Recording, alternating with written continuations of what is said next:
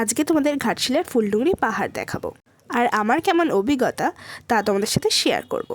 তো প্রথমেই আমরা টোটো করে পৌঁছে গেছি ফুলডুঙরি পাহাড়ে। আমাদের এখানে এনেই নামিয়ে দেওয়া হয়েছিল। বাইরে থেকে এটা একদমই জঙ্গল মনে হচ্ছিল। এরপর এই টিলাতে উঠতে হবে। এখানে অনেক অপূর্ব দৃশ্য দেখলে চোখ এবং মন দুই শান্তি পাবে।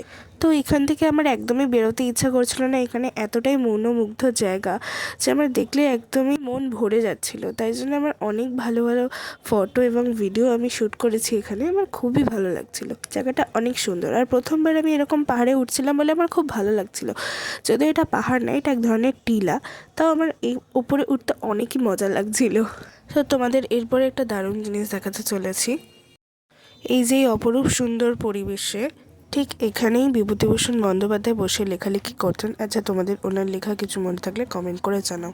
আচ্ছা, ওনার লেখা একটা কথা আমার খুব মনে পড়ছে, তো তোমাদের আমি সেটাই শোনাচ্ছি। যে জিনিস যত দুষ্প্রাপ্য মানুষের মনের কাছে, তাহার মূল্য অনেক বেশি। এ কথা খুবই সত্য যে এই মূল্য মানুষের মন গড়া একটি কৃত্রিম মূল্য। প্রার্থিত জিনিসের সত্যকার উৎকর্ষ বা অপকর্ষের সঙ্গে এর কোনো সম্বন্ধই নেই। তাহলে চলো টাটা, দেখা হচ্ছে নেক্সট ব্লগে। Follow for more.